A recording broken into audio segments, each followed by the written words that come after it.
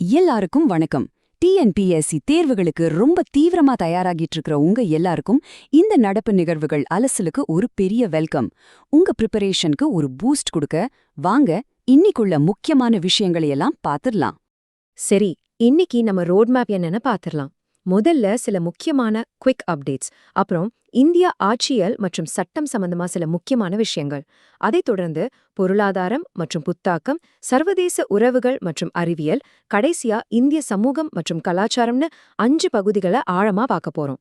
உங்க தேர்வுகளுக்கு இது ரொம்பவே உதவியா இருக்கும். சரி, முதல்ல எடுத்த உடனே சில முக்கியமான நடப்பு நிகழ்வுகளை ஒரு ரவுண்ட பாத்திரலாம். இதிலிருந்து நேரடி கேள்விகள் வர நிறைய வாய்ப்பு இருக்கு, அதனால கொஞ்சம் கவனமா நோட் பண்ணிக்கோங்க. ஓகே, சில முக்கியமான ஒன்லைனர்ஸ் இதோ. அமெரிக்காவோட சியாட்டில் நகரத்துல சுவாமி விவேகானந்தரோட முதல் சிலை திறந்திருக்காங்க. அடுத்ததா 1978ல செட் பண்ணின ஒரு பழைய மரத்தான் ரெக்கார்ட சௌரியா பன்வார் இப்போ பிரேக் பண்ணிருக்காங்க. பனாரஸ் ஹிந்து பல்கலைக்கழகம் தேசிய மாதிரி நீதிமன்ற போட்டியில ஜெயிச்சிருக்காங்க. அப்புறம் உலக கலை தினம் எப்போன்னு கேட்டா ஏப்ரல் 15. இந்த மாதிரி தகவல்கள் எல்லாம் நல்ல ஞாபகம் வச்சுக்கோங்க. அடுத்ததா நம்ம பார்க்க போற செக்ஷன் இந்திய ஆட்சியல் மற்றும் சட்டம்.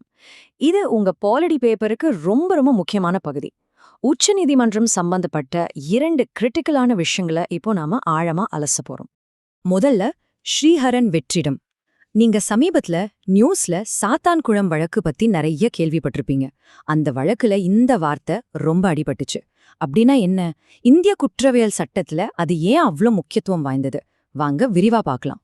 இந்த படத்தை பாத்தீங்கன்னா உங்களுக்கு ரொம்ப சுலபமா புரியும். பாருங்க, ஒரு பக்கம் ஆயுள் தண்டனை, அதாவது குறைந்தபட்சம் 14 வருஷம் சிறை. இன்னொரு பக்கம் ரொம்ப கொடூரமான வழக்குகளுக்கு மரண தண்டனை. ஆனா இதுக்கு நடுவுல ஒரு 20 வருஷம் இல்ல 30 வருஷம்னு தண்டனைய குறைக்காம ஆயுள் முழுவதும் சிறையில இருக்கணும்னு ஒரு தண்டனை கொடுக்கணும்னா அதுக்கு விசாரணை நீதிமன்றங்களுக்கு அதிகாரம் இல்ல. இந்த சட்ட இடைவெளிக்கு பேருதான் ஸ்ரீஹரன் வெற்றிடம்.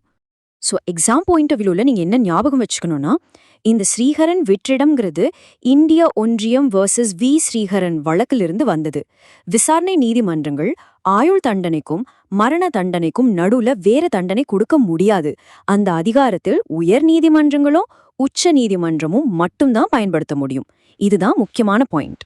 சரி, சட்டத்திலிருந்து அடுத்த முக்கியமான டாபிக்கு போலாம். நம்ம ஜனநாயகம். அதோட ஆதாரமே ஓட்டுரிமை தான் இல்லையா? அந்த ஓட்டுரிமை ஒரு அடிப்படை உரிமையா இல்ல சட்டப்பூர்வ உரிமையா அப்படிங்கறதுல ஒரு பெரிய விவாதம் இருந்துச்சு. அதுக்கு உச்ச நீதிமன்றம் இப்போ ஒரு தெளிவான விளக்கத்தை கொடுத்திருக்கு. இப்ப இந்த டேபிள பாருங்க, இதுலதான் விஷயமே இருக்கு.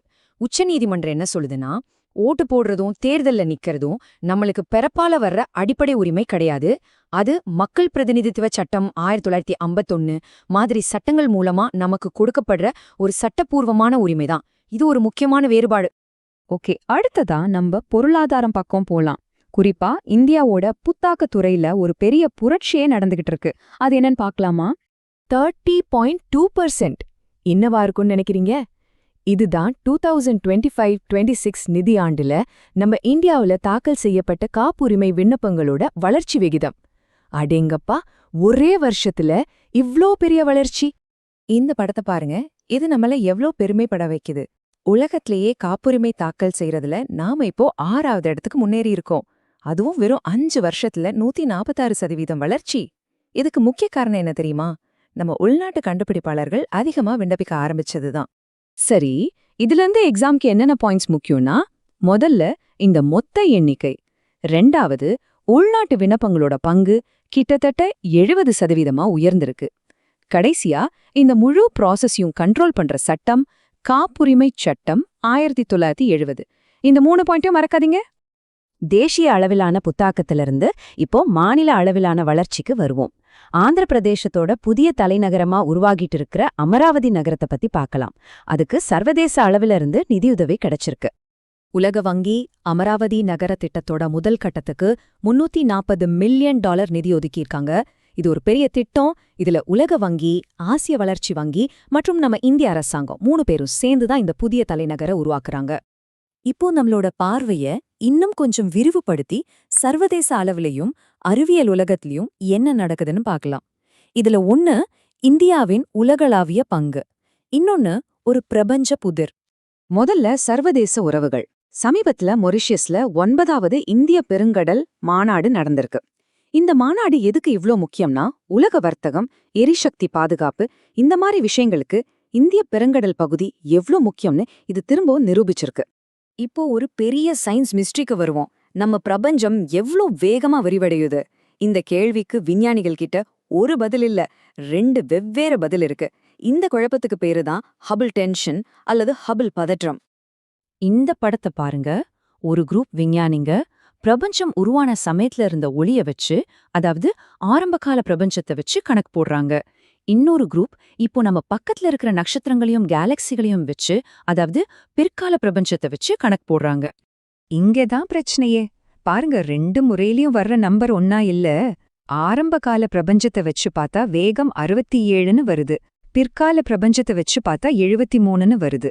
முதல்ல இது ஏதோ சின்ன கணக்கு தப்புன்னு நினைச்சாங்க. ஆனா இப்போ என்ன சொல்றாங்கன்னா, ஒருவேளை நம்ம இயற்பியல் விதிகளுக்கே அப்பாற்பட்ட ஒரு புதிய இயற்பியல் இருக்கலாம்னு சொல்றாங்க. ரொம்ப சுவாரஸ்யமா இருக்கு இல்லையா?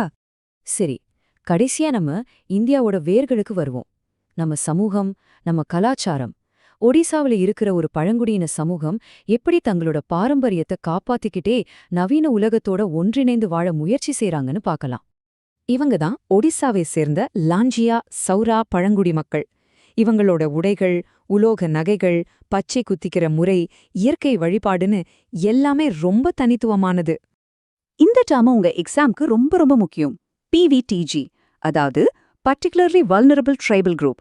தமிழ்ல சொல்லணும்னா, குறிப்பாக பாதிக்கப்படக்கூடிய பழங்குடியினர் குழு. லாஞ்சியா சௌரா மக்கள் இந்த கேட்டகரியில வர்றாங்க. இதனால இவங்களோட கலாச்சாரத்தையும் வாழ்க்கை முறையும் பாதுகாக்க அரசாங்கம் சிறப்பு கவனம் செலுத்தும்.